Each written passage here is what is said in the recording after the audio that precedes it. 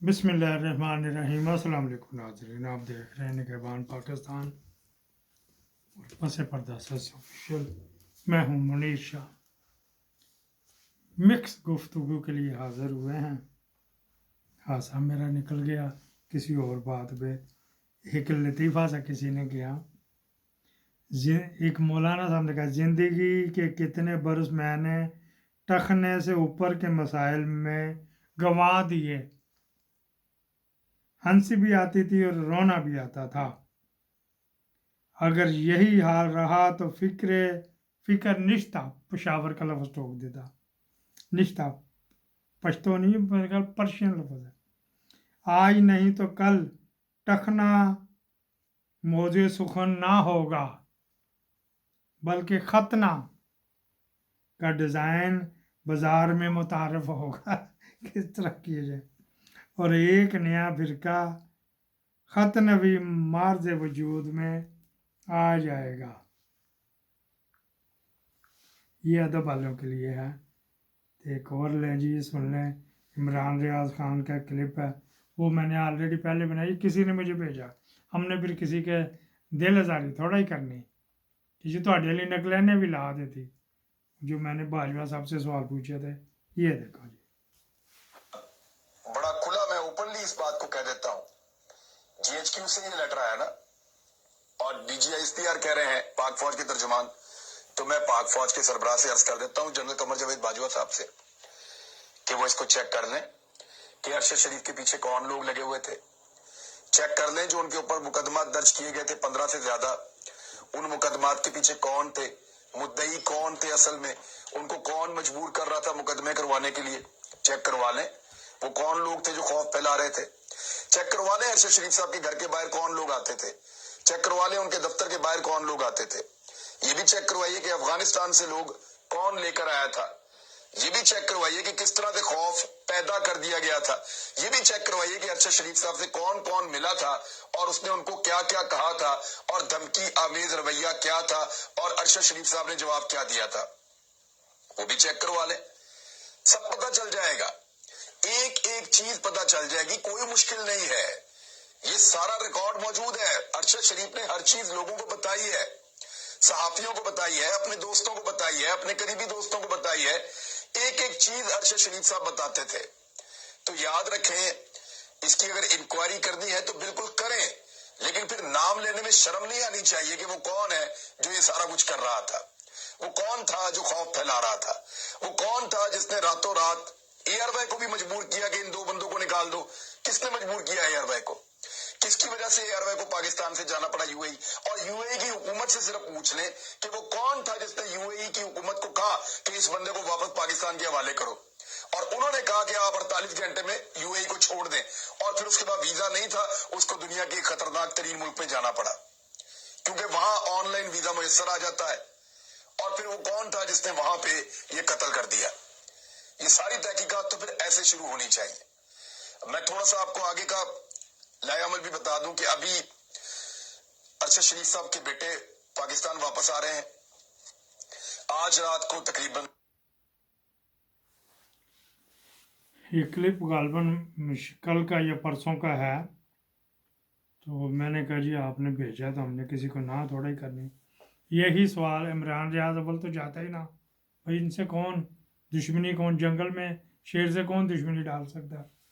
यही सवाल इमरान रियाज तो उसके वो इंतज़ामात में था ना, तदफीन के, या ये चला जाता और वो जमील फ़रूकी चला जाता कि सर ये फिर हमारे पे FIR कौन दर्ज करवा रहा था।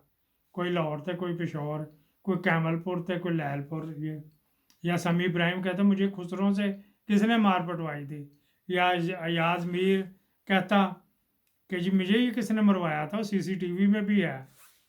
तो इन्होंने दोनों ने डिग्गी ऊपर करके शर्मिंदा हो जाना।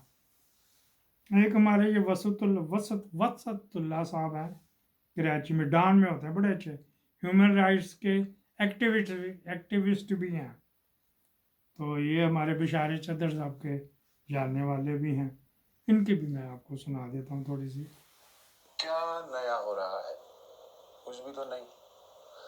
इमरान खान ने वही तो किया जो हमारे जमहूरी और नीम जमहूरी आमिराना डीएनए में इब्तदा से ही प्रोग्राम्ड है। जो नहीं जानते वो ये समझ के जोश में हैं कि शायद पहली बार कुछ अजीब सा हो रहा है। ना कुछ अजीब है ना अनहोना, वही हम अवाम हैं, वही सियासतदान है, वही अदलिया है, वही फौज है। हाथी के यहाँ हाथी ही जन्म लेता है, लोमड़ी तो पैदा होने से रही। जिस तरह का ढांचा और मिजाज वर्षे में मिला है, नस्ल दर नस्ल वही तो करवाएगा जो करवाता आ रहा है। हमने तो तब भी दांतों में ऐसे ही उंगलियां दाबी थी जब ब्यूरोक्रेट डिक्टेटर गुलाम मोहम्मद के असेंबली तोड़ने के हुक्म को स्पीकर मौलवी तमीजुद्दीन चीफ कोर्ट में चैलेंज करने के लिए बुर्का पहन के रक्शे में बैठ के हाँफते कांपते अदालत पहुंचे थे। पर क्या हुआ? उल्टा अदलिया ने नजरिया जरूरत थमा दिया। और फिर यही जमहूरियत नवाज तमीजुद्दीन साहब 8 बरस बाद पहले मार्शल लाई हुक्मरान की छड़ी के छू मंतर से वजूद में आने वाली असेंबली का स्पीकर बनाना मंजूर फरमा गए। हम तो जब भी मारे हैरत के उछल के कुर्सी से गिर ही पड़े थे जब सिविलियन सूट में मलबूस एक मेजर जनरल नुमा बंगाली ब्यूरोक्रेट ने हरिपुर हजारा के एक हाजिर सर्विस जनरल के ताउन से 1956 का पहला मुत्तफ़िक़ा आइन लपेट के उसकी गोल गोल दूरबीन बना ली थी। हमें तो तब भी रोना आ गया था जब ब्रिटिश आर्मी के सैंडहर्स्टी कमीशन याफ्ता बाबाए मार्शल्ला उर्फ नजात दहिंदा ने जिन्ना साहब की बहन को भारतीय एजेंट साबित करने में कोई कसर न छोड़ी और फिर बैलेट बॉक्स पे झुर्लू फेर के सदारती इंतखाब जीत लिया। उस जमाने में पॉलिटिकल इंजीनियरिंग को झुर्लू कहा करते थे। और फिर इस नजात दहिंदा ने अपने ही बनाए हुए आइन के तहत सुबकदोश होते समय सिविलियन स्पीकर को कायम मकाम सदारत सौंपने की बजाय सपाट चेहरे वाले चीफ को ज्यादा काबिले भरोसा समझ के अपना ही आइन उसके हाथों बखुशी तड़वा के रुखसत ले ली। हम तो तब भी आज ही की तरह सकते में थे जब उसी चीफ ने पहले आज़ादाना और मुनसिफाना इंतखाबात करवाने के बावजूद गैर मनपसंद नताइज कबूल करने से इनकार करके मुल्क तोड़वा दिया, इख्तदार मुंतकिल नहीं किया। फिर हमने सुख का सांस लिया, कोई तो ऐसा सिविलियन मुंतखब मकबूल अवामी हुक्मरान आया है जो फौजी क़यादत के साथ हम आहंग है।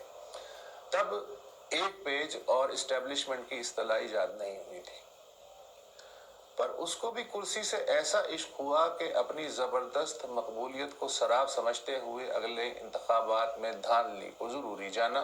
और जब हिज़्ब इख्तिलाफ ने आज ही की तरह मुत्तहद होकर तहरीक चलाने की कोशिश की तो सारा जोर अपोजिशन को अमरीकी कासा लैस साबित करने पे सर्व कर दिया। और फिर जब इन्हीं अमरीकी कासा लैसों के साथ असर नौ इंतखाबात के लिए समझौता तय पा गया तो एक और मुहिब वतन जनरल ने जमहूरियत बचाने के लिए सिविलियंस के पैरों तले से कालीन खींच लिया और फिर अगले 10 बरस तरह तरह के करतब दिखा के गुजार दिए और फिर खुद भी गुजर गया। उसके बाद हमारी जमहूरियत समझौता एक्सप्रेस पे सवार हो गई। बीबी इस समझौता एक्सप्रेस की पहली मुसाफिर थी, नवाज शरीफ दूसरा मुसाफिर था। मगर जब उन्होंने भी बीच सफर में जंजीर खींचने की कोशिश की तो कंडक्टर गार्ड ने ट्रेन से उतारने में देर नहीं लगाई। अमेरिका को सबसे ज्यादा अयूब खान, याहिया खान, ज़ियाउल हक और परवेज मुशर्रफ जैसे अजीम सहूलतकार पसंद थे, मगर आज भी कोई माई का लाल उन्हें अमरीकी एजेंट कह के तो दिखाए। हर तरह के यहूदी, भारतीय, अमरीकी, इसराइली और सऊदी एजेंट आपको सिविलियंस ही में तलाश करके दे देंगे।